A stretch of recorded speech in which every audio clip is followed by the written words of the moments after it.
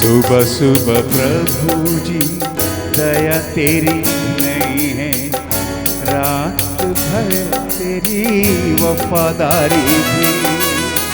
सुबह सुबह प्रभु जी दया तेरी नहीं है, रात भर तेरी वफादारी भी। वर्णन करूं मैं कैसे प्रभु जी, करता रहूं मैं बस तेरी स्तुति। वर्णन करूं मैं कैसे प्रभु जी, करता रहूं मैं बस तेरी स्तुति। ऐ मसीह तू महिमा पाए, नाम है तेरा परमेश्वर का कृपा है। एक और दिन हम लोग देख पाया। स्वागत है आप सबका इस कार्यक्रम में। आज की रोटी शीघ्र ही आने वाला प्रभु यीशु मसीह के नाम से तहे दिल से नमस्कार, स्वागत भी करता हूं। आइए हम प्रार्थना करें। अनुग्रहकारी स्वर्गीय पिता, धन्यवाद और स्तुति करते हैं आपके पुत्र यीशु मसीह के नाम से हम आपके सन्मुख में आते हैं। प्रभु हम पर अनुग्रह करे, कृपा करे, हम आपके विधियों को हृदय से गहराई से जानने पाए।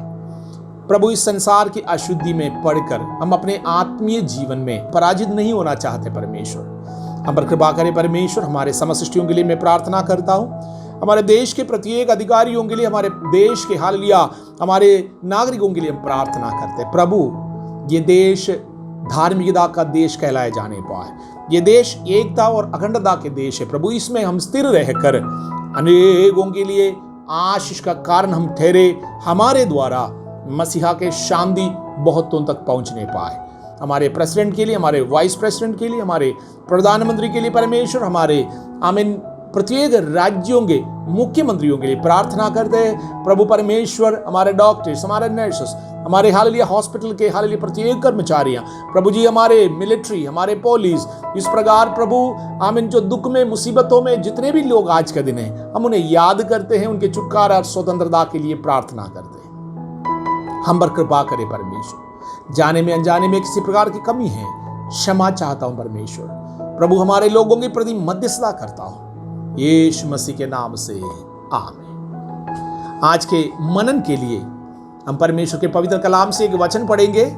पहला यूहन्ना 2 अध्याय के 17वीं वाक्य।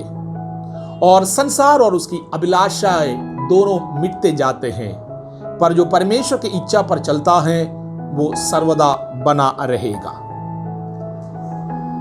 मसीह जीवन में अनेकों के दृष्टांत है प्रभु के वचन में भी, और हमारे आंखों के सामने भी हैं। कई लोगों के शुरुआत बहुत ही अच्छा रहता है, लेकिन अंत बहुत बुराई में चले जाते हैं और अनेकों प्रकार की अशुद्धि में पड़कर वो परमेश्वर के अनुग्रह और कृपा से दूर चले जाते हैं। आज हम ऐसा 7 बातें देखेंगे। एक विश्वासी, एक चुने हुए व्यक्ति उनके आत्मिक जीवन में हार जाने का आमीन कारण, अगर इनमें से कोई बात हमारे जीवन में है, जाने में अनजाने में हम करते हैं। शुरुआत हमें पता भी नहीं चलता। किसी भी प्रकार के पाप के स्वभाव एकदम से अंदर नहीं आता। धीरे धीरे धीरे करके पाप आपको डुबा देता है, संसार के साथ हमें नष्ट कर देता है। सबसे प्रथम हमारे परमेश्वर को त्याग देना। परमेश्वर को त्यागने का मतलब, जो बातें हम बोलते हैं उसके अनुसार के चाल चलन जब नहीं होगा, सच्चाई हमें नहीं रहेंगे और हमने परमेश्वर को त्याग दिया।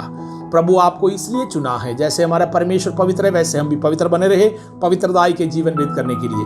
होठों के द्वारा हम परमेश्वर को स्तुति देते हैं, लेकिन हमारा हृदय हमारे परमेश्वर से बहुत ही दूर है। आपका होठों के द्वारा नहीं, प्रभु आपके हृदय की ओर ताकते हैं। पराजय का प्रथम कारण हमारे परमेश्वर को त्यागना या उनके विधियों पर नहीं चलना।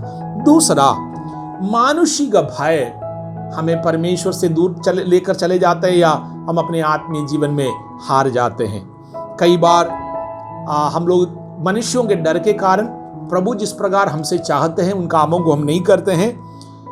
पुराना नियम में राजा सौल सामुएल भविष्यवक्ता से इस प्रकार कहता है, मैं अपने प्रजा के लोगों से डरता था इसलिए उनको खुश करने के लिए और अपने राजगति उनके हाथ से निकल जाएगा, इस डर के कारण वो जो काम उनको नहीं करना चाहिए वो करा, परमेश्वर की विधियों के विरुद्ध में वो बलि चढ़ाया, जिसकी वजह से उसको राजगति से परमेश्वर ने हटाया। पराजय का दूसरा कारण मानुषिक भय, तीसरा संसार और उसे मित्रता करना, जो वचन हमने पढ़ा, संसार की अभिलाषाओं के अनुसार चलना। एक व्यक्ति था यहूदा इस्करियोती, धन के लोभ उनके अंदर था, संसार की अभिलाषा उनके अंदर था, जिसकी वजह से वो आत्महत्या करा। मेरे प्रियो, संसार और अभिलाषा जाती रहेगी, परमेश्वर के इच्छा पर हमको चलना है। तीसरा कारण है संसार की अभिलाषाओं के अनुसार चलकर संसार के मृतक बातों में हम लोग पड़ जाते हैं।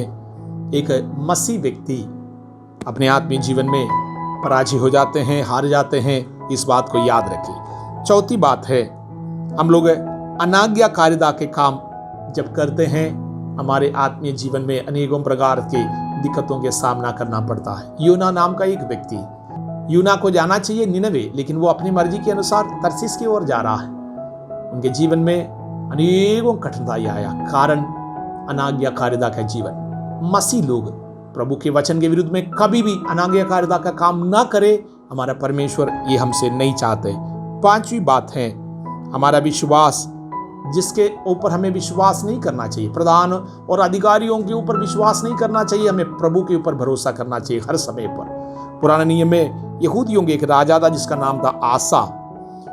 उसका भरोसा हमारे परमेश्वर की, इस्राएल के परमेश्वर की ओर होना चाहिए था, लेकिन वो आराम राजा के ऊपर भरोसा करा, जिसके चलते उनके सेना भी नष्ट हो गया, उनके अधिकार भी नष्ट हो गया और अनेकों प्रकार के भारी नुकसान उसको उठाना पड़ा। कारण जिस पर भरोसा करना चाहिए उस पर भरोसा नहीं करना। हम लोग भी कई बार जहां हमारे परमेश्वर के ऊपर भरोसा करना चाहिए, हमारे परमेश्वर पर भरोसा नहीं करते हुए धन, अधिकारी, संसार की बातें, बल, सामर्थ, इन सब बातों में अपने बुद्धि का सहारा लेता है। छठवीं बात है, अय्यूब की पुस्तक में जिस प्रकार लिखा है, प्रार्थना नहीं करना। राजा दाऊद इस प्रकार कहते हैं, प्रभु प्रार्थना नहीं करके मैं आपके विरुद्ध में पाप नहीं करने पाऊं।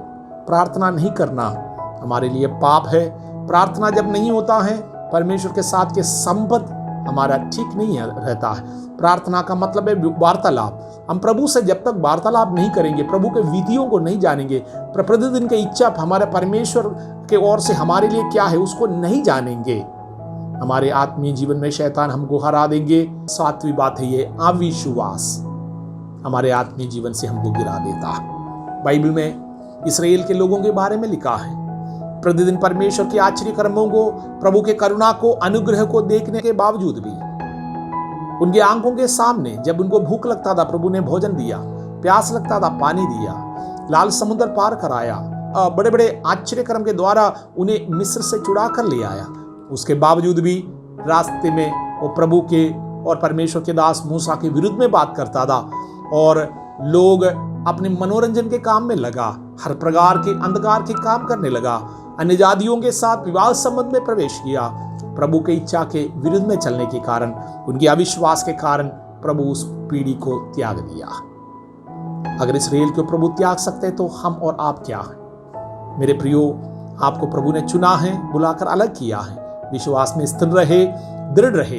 आपके आत्मीय जीवन में आप पराजित ना हो, प्रभु के आगमन के लिए तैयार हो। आज के दिन परमेश्वर आपको आशीष दे, आपको मजबूत रखे, बलवंत करे, यीशु मसीह के नाम से।